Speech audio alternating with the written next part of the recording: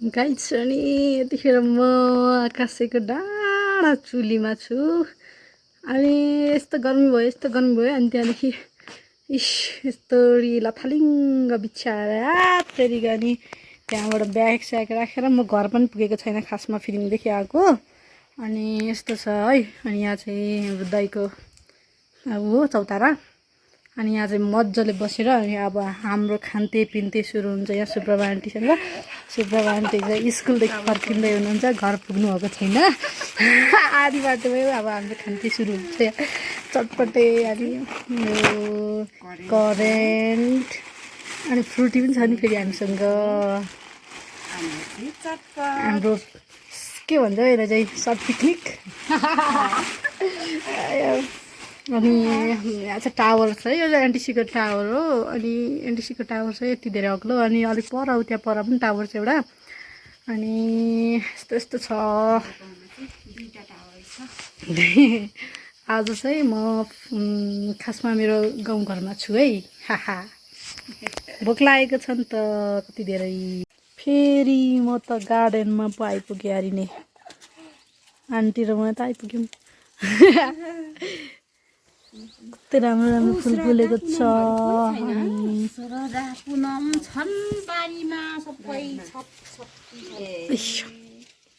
हामी चाहिँ डाँडामा निस्केर तुम्बाकोमा निस्केर चिया सिया खाएर जसा खाएर अनि फेरि आन्टी र म चाहिँ अब हिँडेको घरतिर ओह्रालो।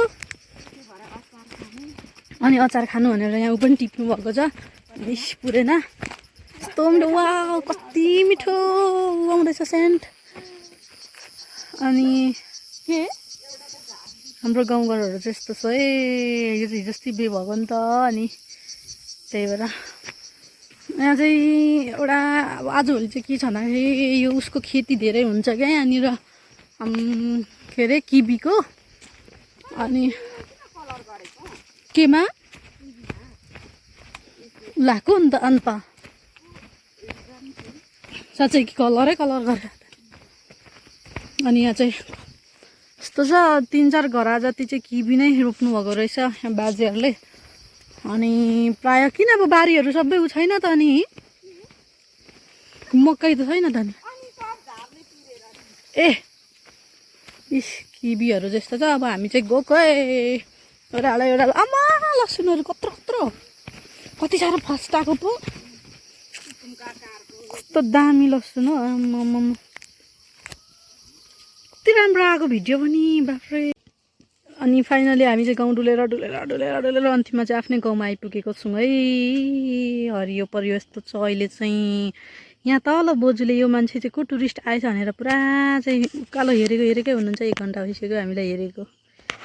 तल क्या बारीमा काम गर्दै हुनुहुन्छ यहाँनिर। हेरेकै भयो त फेरि को यो टुरिस्टहरू आइपुग्यो हो हाम्रो गाउँमा भन्दै होला नि फिक्स।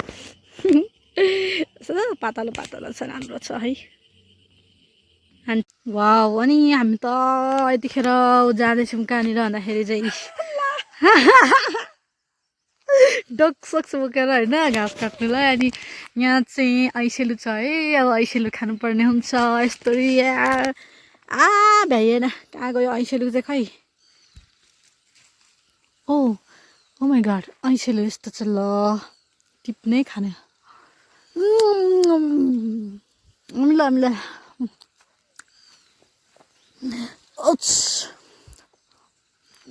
मिठो मिलो गाई चाहिँ नि कति धेरै ऐसेलु छ। अनि म चाहिँ ऐसेलु टिपेर खाँदैछु यहाँनिर। आम्मामा यस्तो बाटोमा कुदाउँदाखेरि आदित्य उसको भेस्ट पनि आदित्य पो लेखेको छ त फेरि। कडा हो कडा लड्छ बिस्तारै। फाइनल्ली घर आइपुगेको छु। अनि अवस्था यस्तो छ यहाँ। अनि यहाँ तुम्मा यहाँ काकी अनि यो सीता यो सीता र मेरो आज प्लान थियो खासमा बतासे घुम्न जाने तर क्यान्सिल हो क्या। क्यान्सिल चुप अहिले भेट्छस्। अनि आज यति नै गरेको अरे।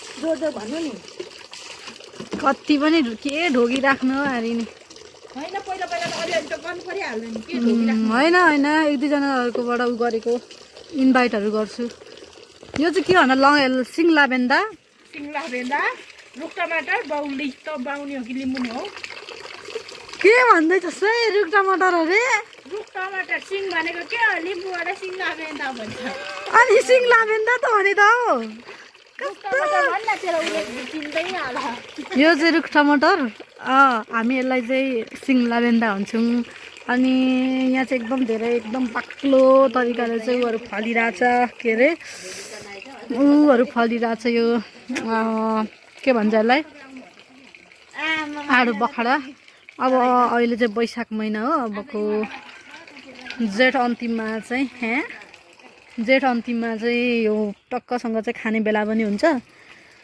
अनि यस्तो छ है अब फाइनली म चाहिँ आज अलिक ढिलो ढिलो गरेर घरहरू पुगेँ अनि अब म एउटा स्पेसल जग्गामा जाँदैछु त्यो जग्गा पनि म देखाउँछु